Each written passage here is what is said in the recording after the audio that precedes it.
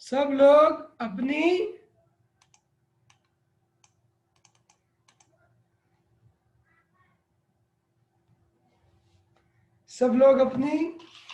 Maths की text book निकालेंगे। तो अब तक हमने जो मैथ्स में किया है, किसी को कोई प्रॉब्लम आई है, किसी को कोई चीज नहीं समझ में आई हो तो पहले बताएं। मैथ्स में अब तक हमने जो पढ़ा है उसमें किसी को कोई डाउट हुआ? हम कर रहे थे, लास्ट चैप्टर हमने कंप्लीट किया है, 3rd चैप्टर। अब हम 4th चैप्टर की तरफ बढ़ेंगे। किस किस ने ट्राई किया था?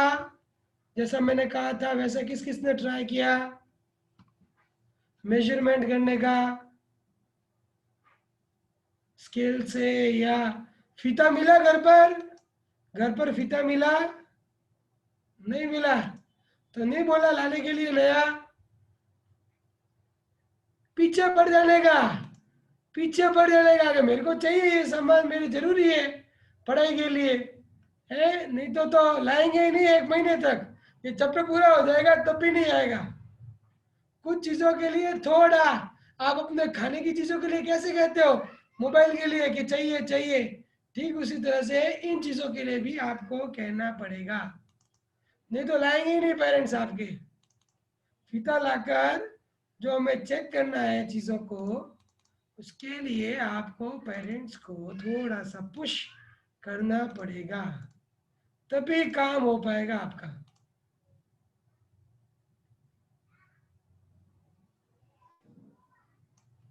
ठीक है, कोई नहीं। आई होप आप आज थोड़ा सा विशेष तौर पे ध्यान रखते हुए पेरेंट्स को कहना कि हमें चाहिए, तो वो आपको दे देवे लाकर, नहीं तो लाकर नहीं देंगे कोई भी। ठीक है ना? चलिए आगे बढ़ते हैं हम लोग।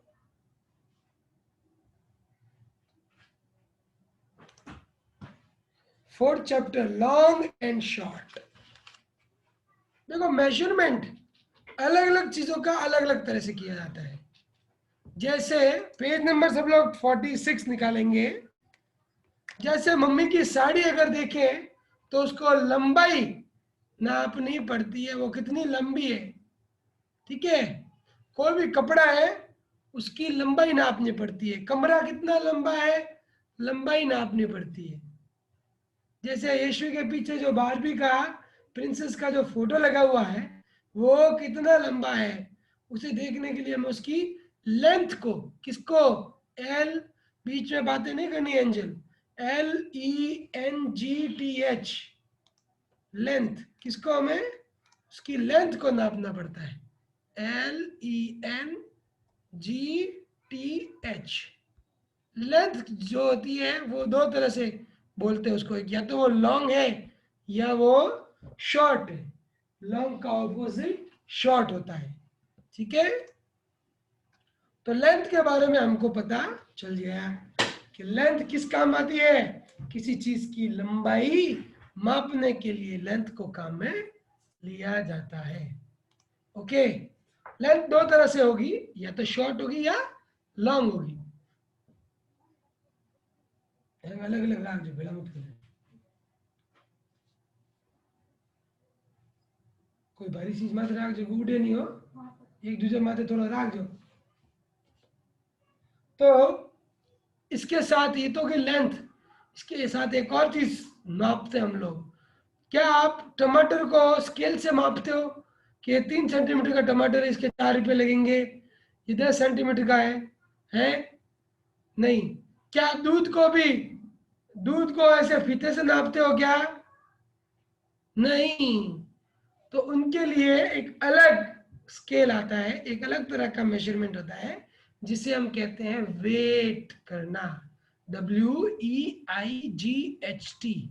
क्या करना? वेट, वेट यानी तोलना, WEIGHT, वेट, वेट यानी तोलना। तो कोई चीज हैवी हो सकती है और कोई चीज लाइट हो सकती है। जैसे the train is heavier than the bus, वो ट्रेन उस बस से भारी है। ठीक है गुंजन दीदी?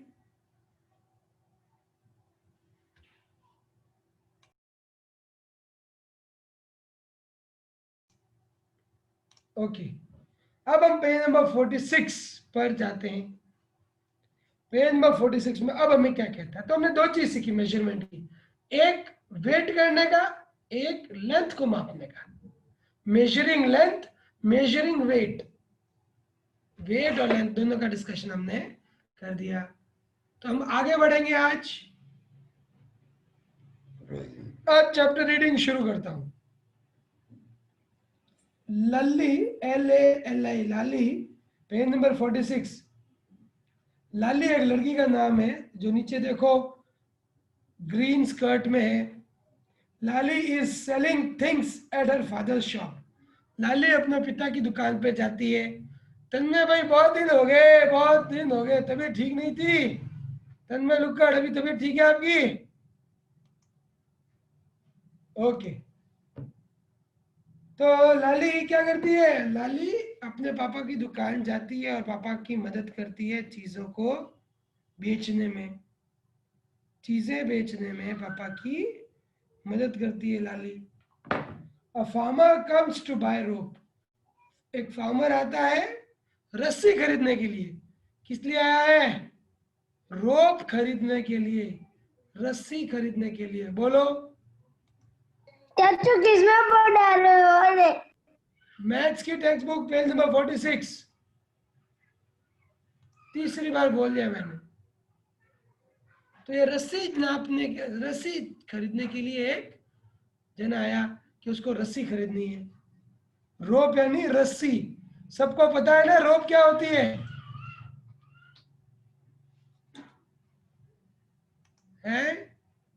तो वो रस्सी नापने के लिए, रस्सी खरीदने के लिए वहां आया। रस्सी खरीदने के लिए जब आया वो अंकल, तो देखो क्या होता है, फार्मर अंकल जो आए फिर क्या होता है देखते हैं।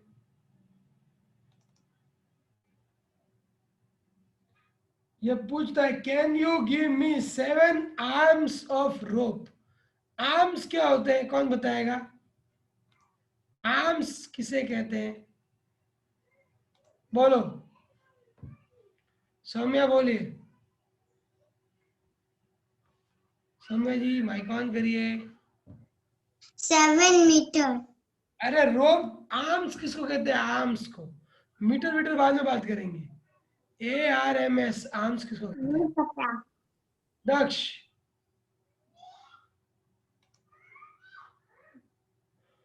दक्ष बोलो। ध्रुवी इंडिया, दक्ष माइक ऑन करोगे? माइक ऑन करो ना।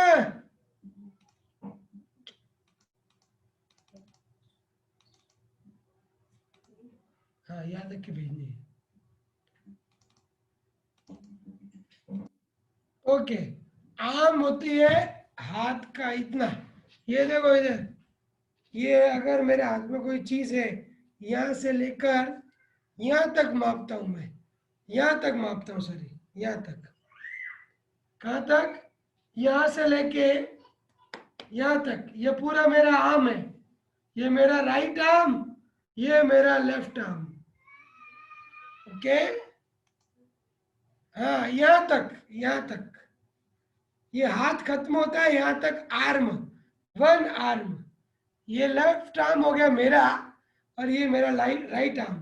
दोनों सेम ही होते हैं, लगभग थोड़ा सा अंतर होता है लेफ्ट आर्म और राइट आर्म में, पर आपको ये मानना है कि दोनों बराबर है। तो ये लड़की को क्या बोलते हैं? 7 हाथ। मतलब ये बताए चाचू। बोलो दक्ष। भूजा। हो गया। भूजा इसका अनम्यूट होता ही नहीं, आप करते हो ना। इससे पहले तो इसका प्रॉपर हुआ था, अभी पता नहीं क्यों नहीं हुआ। ओके, तो वो क्या करती है?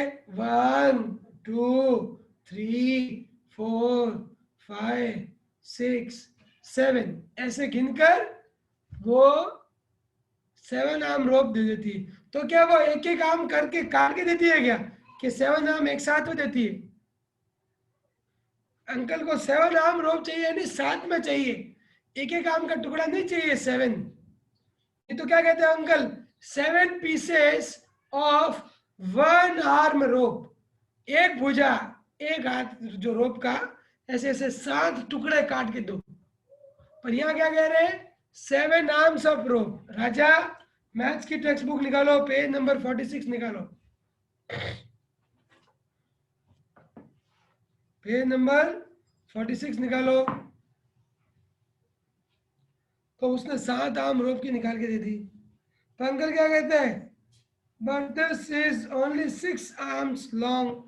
अंकल कहते हैं ये तो 6 आर्म ही है, 6 आर्म्स ही दिए, 6 मुझे ही दिया आपने। तो ये लड़की क्या कहती है, why don't you measure your arm with this rope and take 7 times of that length. तो अंकल को बोलते हैं ऐसा करो, आप अपने हाथ से ही, अपने आर्म से ही चेक करके और 7 आर्म्स की ले लो। So the farmer measures his arm with 7 rope with the rope, and Lali gives him 7 times that much rope. Measure your arm and your mother's arm. अब बताओ क्या गड़बड़ हुई थी, क्या गड़बड़ हुई थी जनक, जनक खत्री, क्या गड़बड़ हुई थी। तो रोप चाहिए था तो वो 6 ही दी उसने, तो फिर उसने बेचारे ने 7 आर्म्स रोप की निकाल के दी थी ना। फिर ना अंकल ने बोला ये तो 6 है, फिर 7 थी, 6 नहीं थी, 7 पूरी थी। लेट क्यों आए भाई रुचित कुमार जी, कितने दिनों बाद आए और लेट आते हो क्लास में, लेट क्यों आए क्लास में। तो स्नान कर रहा था। स्नान कर रहे थे, क्लास से बाहर निकाल दूं मैं। नहीं, और इतने दिन कहाँ पर थे, क्यों नहीं आए स्कूल क्लास अभी में नहीं आया, बाहर है। बाहर से रेयांश घर लेट क्यों किया, साकिब में फ्रेश हो रहा था। जल्दी क्यों नहीं उठते टाइम पर, अगली बार विशाल, लेट हो तो मैं क्लास में एंट्री नहीं दूंगा। साकिब बोलिए। विशाल सच उस लड़की के ना हाथ छोटे थे। हाँ, उस लड़की के बेचारे के हाथ छोटे थे और अंकल के तो हाथ बड़े थे। मैथ्स की text book page number 46, maths की टेक्स्ट बुक पेज नंबर 46 निकाल दो सब लोग, जिसने नहीं निकाला। तो इस तरह से हमें पता चल गया कि अंकल के हाथ थे बड़े और बच्ची के हाथ थे छोटे। ठीक है, इस वजह से अंकल के क्या हुआ, अंकल को लगा कि उसके तो कम आई अंकल के, और ये बात अंकल को समझ में नहीं आई। अंकल को ये कहना था ना कि बेटा आपके हाथ तो छोटे हैं और ये पूरा जैसे एक काम का मानो ना 1 मीटर होता है, तो छोटे बच्चे का तो 1 मीटर होगा नहीं, उससे थोड़ा कम होगा। ठीक है, तो उसको ऐसा बोलना था कि बेटा आपका आम छोटा है ना, इसलिए आपके आम में कम आती है। तो एक काम करो, ऐसा बताओ, तो ये तो गड़बड़ हो जाएगी ना, कोई थोड़ा बड़ा है तो उसके हाथ थोड़े बड़े होंगे, उससे भी बड़ा है तो उसके हाथ थोड़े और बड़े होंगे, हैं। तो ये रोज रोज की समस्या होगी, इसका कोई इलाज नहीं है। ऐसी कोई चीज नहीं है जो एक जैसी हो, जो मापने में हमें आसानी दे। यशवी साजेड, स्केल, वेरी गुड, स्केल फीता। पेज नंबर 46 बोल दिया ना रुचित मैथ्स की टेक्स्ट बुक का, 4 बार बोल दिया और फिर हाथ खड़ा कर रहे हैं। स्केल, स्केल क्या है हमें बता सकती है, एक जैसा, भले वो छोटा बच्चा यूज करे भले वो बड़ा बच्चा यूज करे। अच्छा आपको पता है हम लोग जब खेलते थे पहले तो ऐसे ये होता है ना अपना थंब के टिप से लेके अनामिका कैसे ये पूरा ऐसे ऐसे मापते थे, ये 1 2 3 4 ऐसे मापते थे।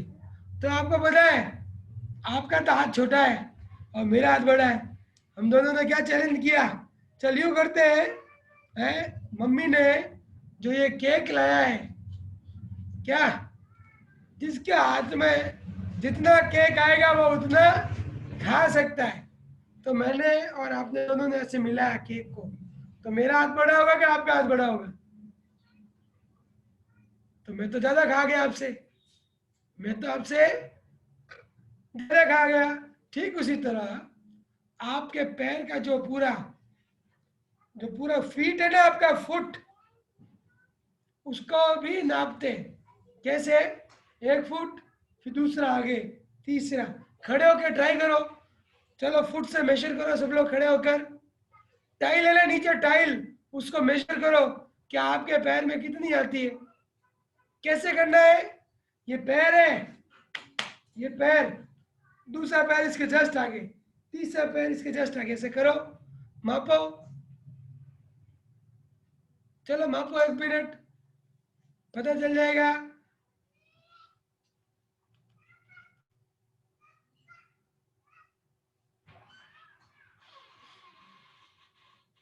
समझ में आया सबको?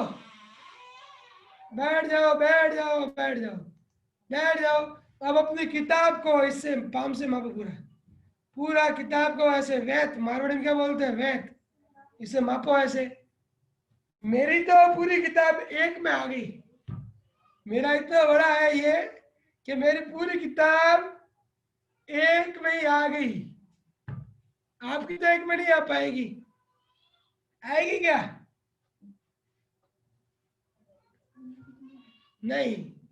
Okay, hands down hands down hands down. ठीक है ठीक है, हाँ 2, 1.5, 1.5 या 2 तक पूरा जाकर आपके ये हो पाता है। इस तरह से आप बहुत सारी चीजें माप सकते हो। क्या? इस तरह से हम पीछे जो दरवाजा है उसे माप सकते हैं, टेबल माप सकते हैं, बैग माप सकते हैं। पर ये एक जैसा सबका नहीं होगा। इस साल आप मापो और अगले साल मापो तो भी एक जैसा नहीं होगा। भाई ये गेट बंद कर दो। हर साल अलग अलग होगा क्योंकि हर साल बढ़ रहे हो आप, तो आपका हर साल बड़ा बड़ा होता जाएगा ये हैंड। सही है? समझ आई बात? फिंगर्स बड़ी होंगी, पाम बड़ा होगा, अंगूठा बड़ा होगा, तो आपका पूरा मेजरमेंट भी बड़ा होगा।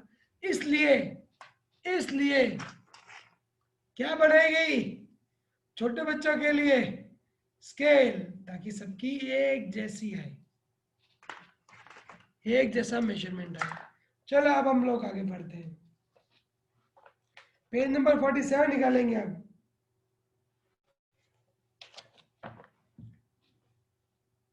घर में किसके गट्टी होती है? गट्टी, वो सुई धागे वाली गट्टी, सुई धागा है ना सबके घर पर, ठीक है? आप क्या करना, सुई धागा वाला जो है, आज का होमवर्क ये क्या है, सुई धागा में से धागा निकाला, कितना धागा लेना है आपका, ये जो है ना 5 टाइम्स, ऐसे 1 2 3 4 ऐसे 5 कर कर उतना धागा काट लेना, और आपके घर में जितनी चीजें हैं उस धागे से मापना। वो धागा लिया आपने, सपोज करो वो धागा जो है, ये धागा, इतना धागा लिया आपने, मानो एक धागा इतना है। फिर आप क्या करोगे, सामने जैसे मेरे सामने देखो ये विंडो दिख रही है आपको, तो इस विंडो को देख के 1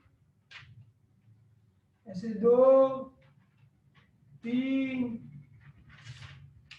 4 और थोड़ा और, इस तरह से आप विंडो को, डोर को, स्विच को, टीवी को मत करना, टीवी गिरा दोगे नहीं तो, टीवी को मत करना, ठीक है? बाकी बहुत सारी चीजें घर में आपके जिसे आप माप सकते हैं। मापोगे पक्का?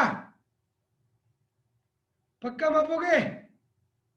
चलो मैं देखता हूँ अगली क्लास में पक्का पूछूंगा किस किस ने मापा है, किस किस ने नहीं मापा है, ठीक है? अब एक होमवर्क मैंने दिया था लविश को और नीरव तातेड़ को, बताइए नीरव तातेड़, डेफिनेशन सुनाइए। एक्वेटिक प्लांट्स की। हाँ, plants that keep grow in water bodies like ponds, lakes, rivers, etc. called aquatic plants. Very good. Example. Example: duckweed, water hyacinth, water hyacinth, क्या बोलेंगे? water water hyacinth. हाइसिंथ।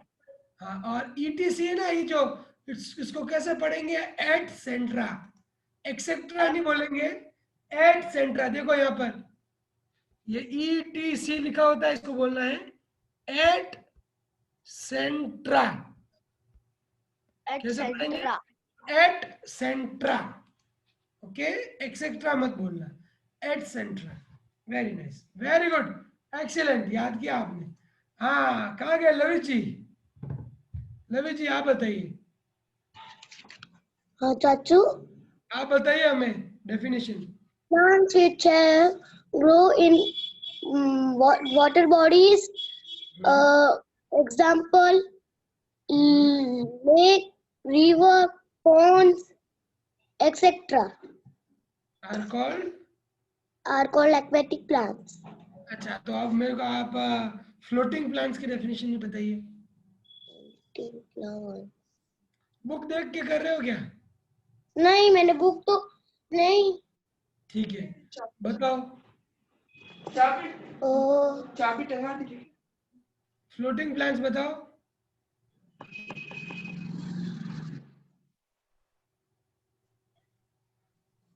तो आपने learn नहीं की है floating plants की? Learn नहीं की है? लेकिन मैंने ना ये किया था जो अभी अभी आपने पूछा. नहीं। aquatic plants. मैंने आपको दोनों का बोला था करने के लिए, नहीं बोला था ना दोनों करने के लिए, तो भी आपने नहीं किया। चलो, आप में से कौन सुनाना चाहेगा फ्लोटिंग प्लांट्स की definition? Reyansh Garg. Plants that keep floating on upper surface of water are called floating plants. Very good. The plants that keep floating, that grow, keep floating or grow big and grow on the upper surface of the water bodies are called floating plants. Nice, very good. चलिए page 47 maths पे वापस आ जाते हैं हम लोग। How many, कितने सारे। एक लड़का क्या कर रहा है देखते हैं। In how many steps will दौड़जी क्रॉस द रोड। आपको क्या लगता है लगभग कितनी बार में ये रोड क्रॉस कर लेगा? इसके लिए आप क्या कर सकते हैं, आप अपनी पेंसिल ले सकते हैं। पेंसिल लेके देखो इसके पैर और आपकी पेंसिल की थिकनेस सेम है या नहीं है। देखो, पेंसिल ले ली, पेंसिल को इसके पैर पे रख के देखो ऐसे। हाँ, पेंसिल और पैर लगभग बराबर है। तो ये 1 2 फिर 3 4 ऐसे 5 6 ऐसे करके देखो कितने होते हैं।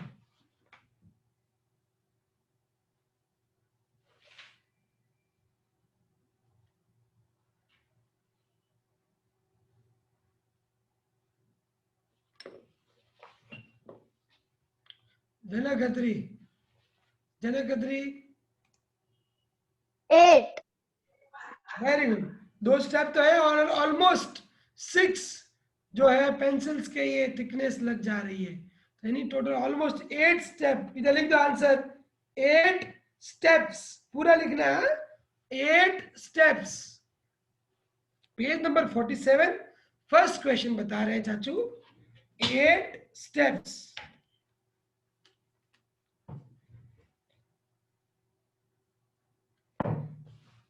सेम अगला है, ये एक लाइन में कुछ कप्स को रखना है, बाउल्स को रखना है।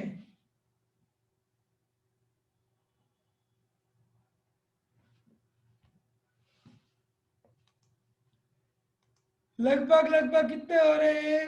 आप कर नहीं रहे हो राजा, दक्ष बताएंगे।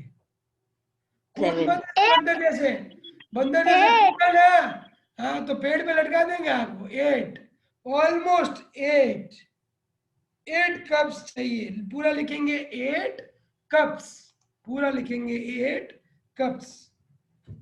अगला करो, ये पॉट वाला, ये भी लगभग लगभग एक में आ रहा है।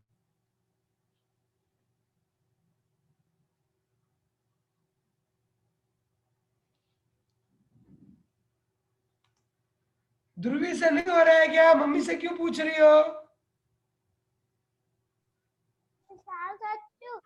हाँ, इसमें तो और इसमें तो धागे वाले सबसे फर्स्ट वाले में सेकंड वाले में तो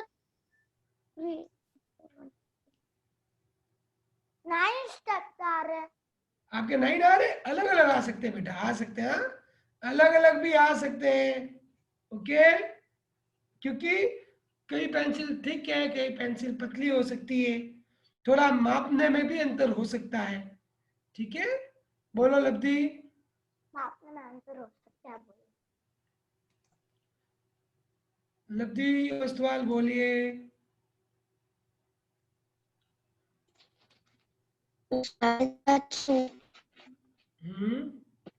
बोलो बेटा। इसमें 5 है। 5, 5 या 6, दोनों में से कोई भी हो सकता है, डिपेंड करता है, थोड़ा बहुत मापने में भी अंतर हो सकता है। इसमें आप 5 लिखना हो तो 5, 6 लिखना हो तो 6 स्पॉट्स लिख सकते हैं।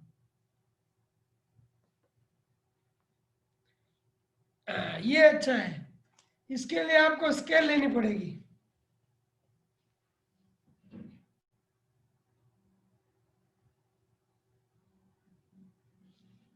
स्केल ली सबने? स्केल, अब देखो क्या करना है, ये जो 1 to 15 है ना, 1 to 15, इसमें देखो मापो 3, लगभग समझो 3 सेंटीमीटर का 1 है। तो आगे देखो हमारी लाइन कितनी बाकी और है, जो हमारी जो लटकाई हुई ना जो रस्सी, जिसपे, इधर देखो सब लोग पहले देखो, ये पूरी रस्सी पे इतना तो हमारा शर्ट लटका हुआ है, इतने पे हमारा शर्ट लटका हुआ नहीं है।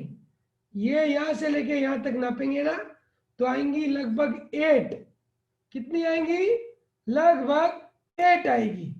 और ये जो है एक 3 सेंटीमीटर की है, तो एक 3 सेंटीमीटर लिखूंगा, फिर 2 लिखूंगा, और फिर 3, 3 सेंटीमीटर 3 रखूंगा, और तो मेरी 3 शर्ट्स पे नई और एक शर्ट, ये टोटल 4 शर्ट्स आएंगी। अगर आपको ये चीज समझ में नहीं आ रही है तो मैं एक थोड़ा सा यहाँ पर डायग्राम का यूज करूंगा, और डायग्राम से आपको मैं समझाऊंगा। इसमें आपको स्केल का यूज करना है। ये रस्सी लगी हुई है, इस पे मम्मी ने कपड़े सुखाए, एक शर्ट सूखा हुआ दिख रहा है मेरे को यहाँ पर, ये एक शर्ट सुखाया हुआ है, ठीक है। और इन पे कितने और सूखेंगे शर्ट्स, ये हमें पहले ढूंढने हैं। तो मैं क्या करूंगा, मेरी स्केल लगाऊंगा और पहले ये मापूंगा कि ये शर्ट कितने में है। तो शर्ट लगभग 3 सेंटीमीटर में आ रहा है। और बाकी बचा हुआ जो है ये वाला, जिसपे कोई शर्ट टंगा हुआ नहीं है, ये लगभग 8 सेंटीमीटर जितना आ रहा है, लगभग लगभग, ठीक है ना। तो आपको पता है कि एक टी शर्ट के लिए 3 सेंटीमीटर चाहिए, 2 टी शर्ट के लिए 6 सेंटीमीटर चाहिए, 3 टी शर्ट के लिए 9 सेंटीमीटर चाहिए लगभग, थोड़ा बहुत कम ज़्यादा चलेगा। तो लगभग 3 शर्ट और नहीं आएंगी, एक शर्ट तो पड़ा है, 3 शर्ट और आएंगे, तो टोटल मिलाकर 4 शर्ट्स इस वायर पे लटक सकते हैं, ठीक है। कल आप बोलोगे चाचू अगर मैं मेरा हैंकी लगाऊं तो, हैंकी लगाओगे तो और बहुत सारे आएंगे। नहीं, मम्मी जब कपड़े सुखाती है तो मम्मी अपने दिमाग में ऐसे सेट कर लेती है, जब वो लगी हुई है वायर, वो एक कपड़ा लेती है। मम्मी अगर साड़ियां सुखाए और मम्मी अगर रुमाल सुखाए, हैंकीज, तो बताओ ज्यादा हैंकीज आएंगे कि साड़ी आएगी?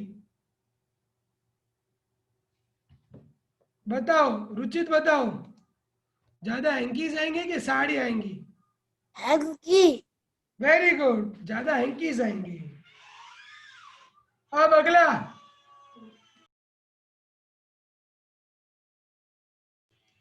अगला है पेज नंबर 48 निकालेंगे।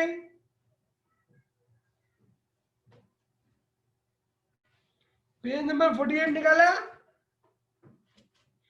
और 49, ये दोनों आपको रीड करने हैं खाली, बस क्या कहा है, सिर्फ और सिर्फ रीड करने हैं।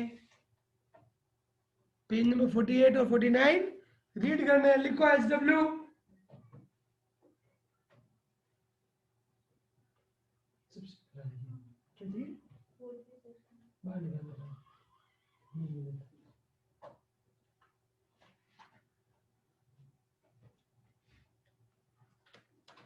ठीक है, ये हम लोग अगली क्लास में करेंगे, इसका डिस्कशन अगली क्लास में होगा। आज का होमवर्क एक तो ये रीडिंग करना है और साथ में ही मैंने वो बताया ना डोरी वाला गेम, वो खेलना है आपको। ओके, जाइए ब्रेक लेके आइए।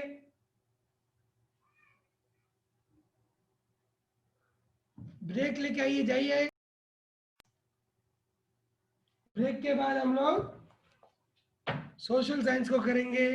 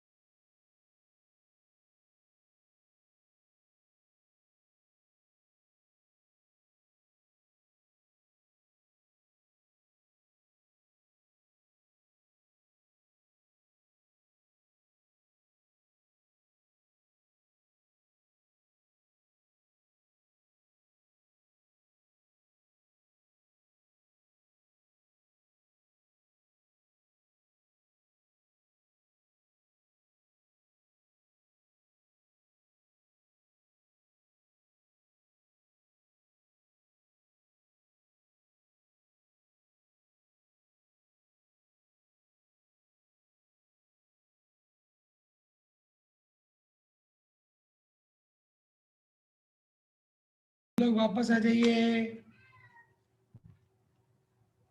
सोशल साइंस की टेक्स्ट बुक, इंडिया फिजिकल।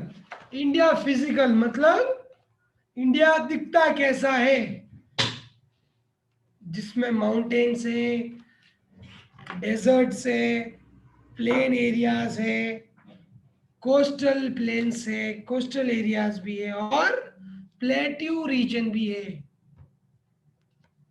हमने प्लेट्यू रीजन के बारे में डिस्कशन किया था। पेज नंबर 21 निकालेंगे सब लोग, पेज नंबर 21 निकालेंगे सब लोग।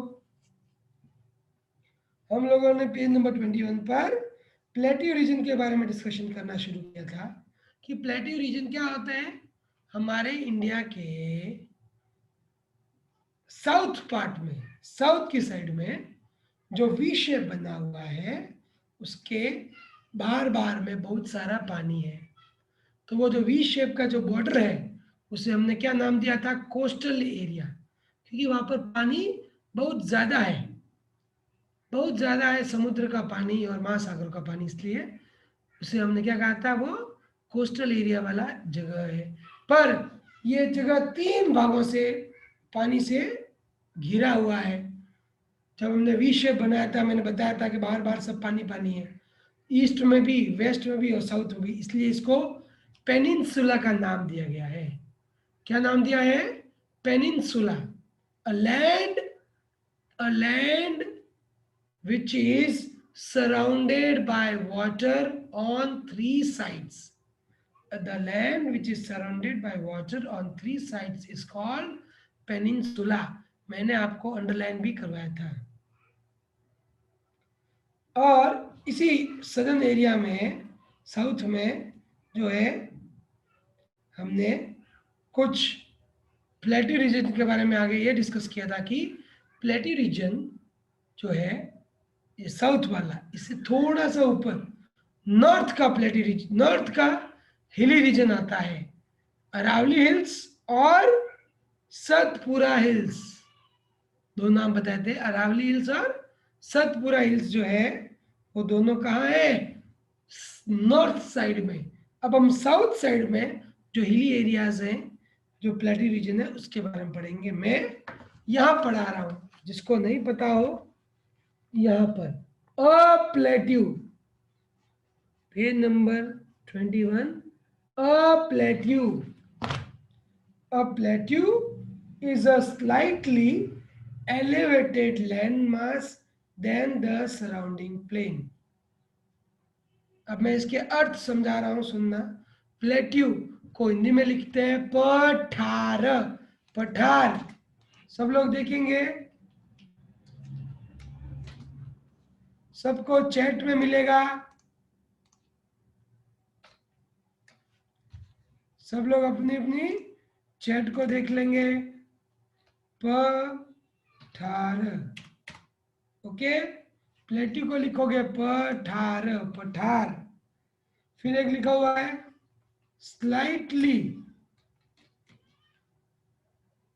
स्लाइटली यानी थोड़ा सा, थोड़ा सा। फिर है एलिवेटेड,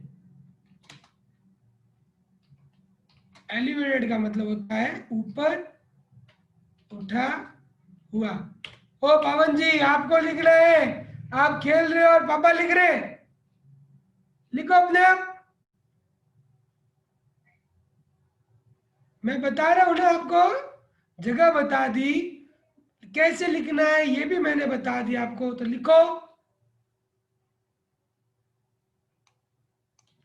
ये वापस भेजा हूं, देख लो। प्लेट्यू, प्लेट्यू का मतलब होता है पठार, स्लाइटली यानी थोड़ा सा, लिखो। स्लाइटली यानी थोड़ा सा, एलिवेटेड यानी ऊपर उठा हुआ, थोड़ा सा ऊपर उठा हुआ। ऐसी जमीन, तन्मय लुक्कड़ डांट पड़ेगी, ध्यान रखना, क्लास के बाहर निकाल दूंगा आपको मैं। सीधे बैठो।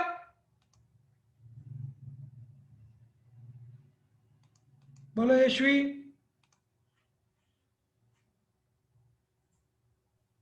ऑर्बिट मतलब क्या? ध्रुवी के है ना, वो जो आप ध्रुवी ने वो सोशल साइंस का वर्क अपलोड किया था ना, हाँ, उसमें उसके नोटबुक में ऑर्बिट लिखा हुआ है और ऊपर वो ब्लैंक है ना, उसमें ऑर्बिट लिखा हुआ है। ORBIT, orbit.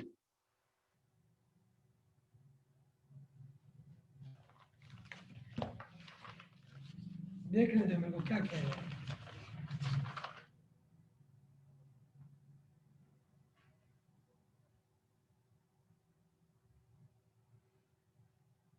ऑर्बिट है ना, सही है इसमें, ORBIT, ओके। क्या बोल रहे हो? ऑर्बिट लिखा हुआ है किसके बुक नोटबुक में? में। वो जो उसने ना वर्क अपलोड किया है ना, किसने? ध्रुवी ने। ध्रुवी ने? तो आप क्यों हाँ। टेंशन कर रहे हो, मैं अपने आप देख लूंगा, है ना। वो मैं चेक करूंगा ना, जब लिख दूंगा उस पे, ठीक है। मेरे को लगा आप अपनी बात कर रहे हो। Okay, plateau region, plateau region क्या होता है? एक ऐसी लैंड जो नीचे के प्लेन एरिया से थोड़ी ऊपर उठी हुई है, उसे क्या कहते हैं? Plateau region. The soil is black in colour, वहां की सॉइल कैसी होती है? ब्लैक। एक तरह से वो रॉकी यानी हिली एरिया ही है, बट माउंटेन्स उसके छोटे होते हैं, हिल्स के मुकाबले छोटे माउंटेन्स होते हैं, okay. The soil is black in color and rocky at some places. These soils are less fertile than the northern plains. ये soil rocky यानी पथरीली होती है, इस कारण से वो ज़्यादा अच्छी पैदावार नहीं कर पाती है। They are best suited for the cultivation of cotton crops. Underline करो cotton crop, cotton crop को underline करो। कॉटन क्रॉप कहाँ होती है सबसे ज्यादा? प्लेट्यू रीजन में। बोलो सौम्या। विशाल जो मोबाइल में चैट कहाँ है? चैट कहाँ है? नीचे देखो, मोर लिखा हुआ आएगा ना, मोर। हाँ उसमें देखो चैट है। हाँ है। ओके, रेंज बोलो, क्या बोलना है? चाचू आप कौन वो ये प्लेट्यू रीजन में वो ये ना क्या हाँ या वो होता है ना प्लेट्यू रीजन में थोड़े बड़े बड़े पहाड़ उन्हें क्या कहते हैं? वो है तो एक तरह का माउंटेन्स ही है ना, बट ये पूरा एरिया जो है प्लेटी रीजन का नाम दिया जाता है क्योंकि ये ज्यादा बड़े नहीं होते, ठीक है, इसलिए पूरे एरिया को तो कहेंगे plateau region. The climate is very hot in summer, गर्मियों में बहुत तेज होता है, और सर्दियां माइल्डली। देखो यहाँ एक शब्द लिखा हुआ है, अंडरलाइन कर ला, MILDLY,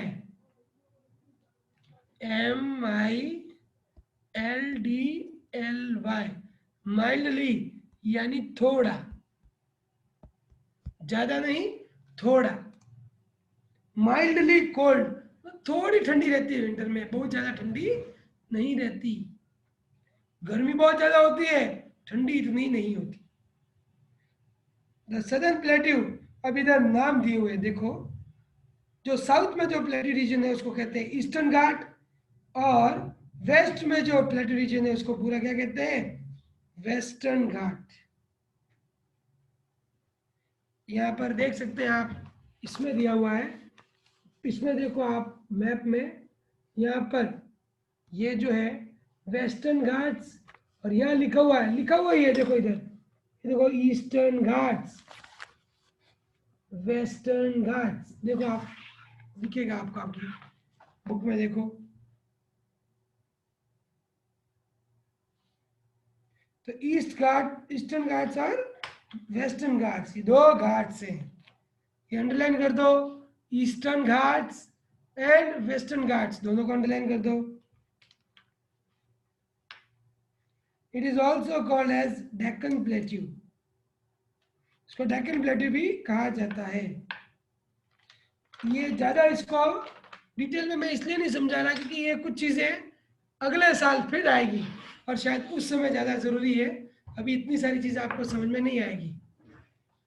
तो इधर जहां पर ज्यादा पर्वत वगैरह होते हैं या डेजर्ट वगैरह होते हैं, वहां पर जो आयरन है, जितने भी मिनरल्स होते हैं, मेटल होते हैं, वहां पर बहुत मिलते हैं, ठीक है, क्योंकि उसके नीचे नीचे सब दबा हुआ है, और मिनरल्स रॉक्स से निकाली जाती है, कई सारे मिनरल्स जो है किससे निकाले जाते हैं? मिनरल्स क्या होते हैं हम आगे पढ़ेंगे साइंस में, वो तब आएगा टॉपिक, तब आपको पूरा समझ में आ पाएगा, ठीक है।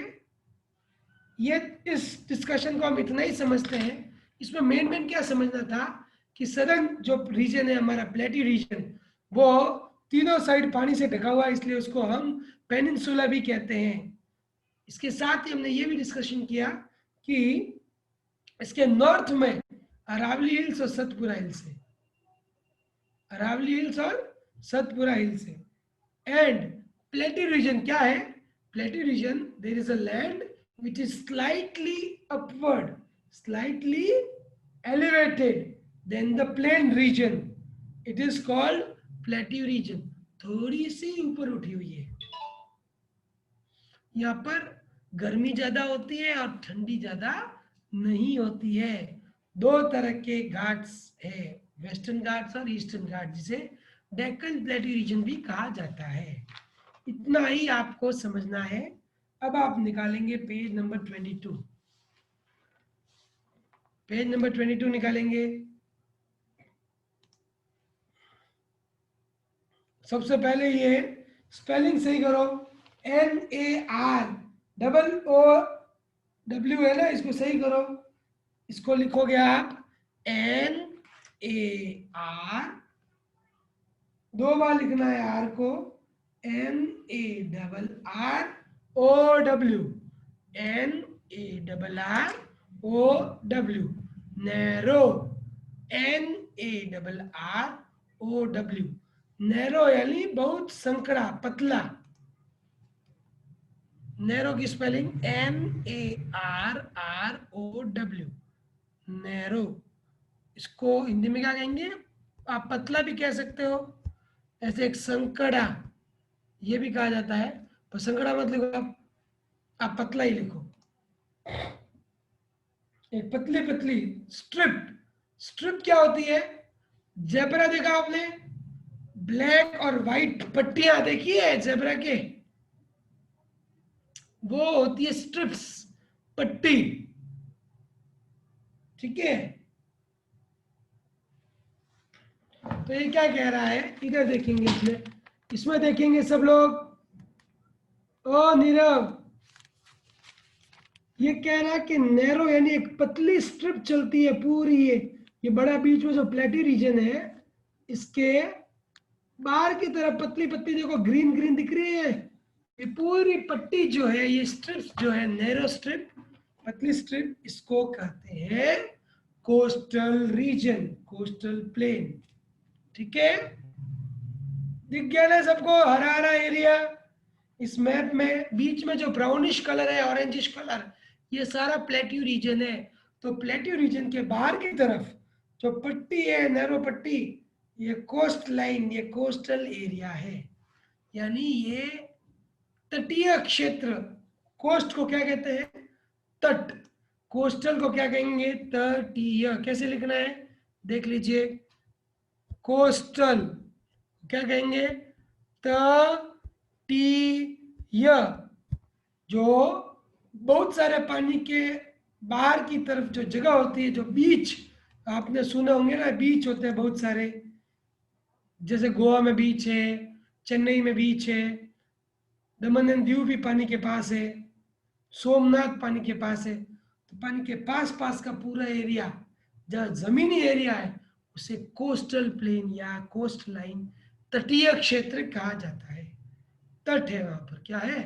तट, किनारा है किसी भी बड़ी समुद्र का या महासागर का किनारा।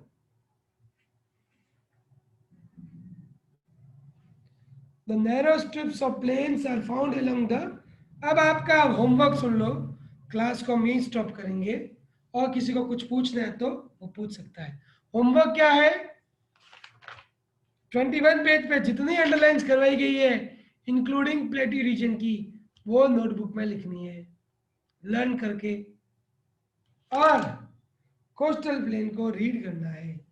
कर लोगे? थोड़ा रीडिंग है, थोड़ा राइटिंग, तो जल्दी समझ में आएगा। बोलो यशवी चाची। चाचू, मैं पूछ रही थी कि पूरा वाइट वाइट क्या है ये वाला? ऐसे दूर से मेरे को नहीं दिखेगा, अंटार्कटिका होना चाहिए। देखो, हाँ चाचू। है क्या हुआ? इधर तो अंटार्कटिका ओशन लिखा हुआ है। लिखा हुआ तो अंटार्कटिका, ग्रीनलैंड, ग्रीनलैंड होगा, क्योंकि मेरे हिसाब से ये डेनमार्क वाला एरिया बता रहे हो आप। देखो ग्रीनलैंड लिखा हुआ है, डेनमार्क, ग्रीनलैंड ऐसा कुछ लिखा हुआ हाँ। है? तो बस ये डेनमार्क ग्रीनलैंड वाला एरिया है, बहुत ठंडा है। चाचू कुछ पूछो, चाचू कुछ पूछो। बोलो। देखो, ग्रीनलैंड में ज्यादा ठंडी होती है और आइसलैंड में हरियाली होती है। बिल्कुल, ये आया हुआ है कहीं के एक, कि ग्रीनलैंड ग्रीन नहीं होता है और आइसलैंड में आइस नहीं होती ज्यादा। ठीक है ना? ये वर्ल्ड मैप किस किस को चाहिए? कैसे मिलेगा? कैसे मिलेगा? बाजार में।